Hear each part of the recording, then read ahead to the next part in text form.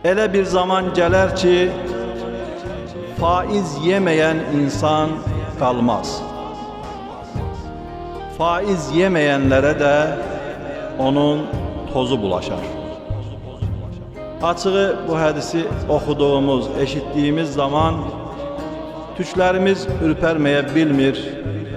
Çünki o zamanənin içərisində biz də özümüzü görmüş oluruq. Allah'ın Resulü buyurur, ya faiz yiyərlər, yaxud da faizin tozu onlara bulaşar.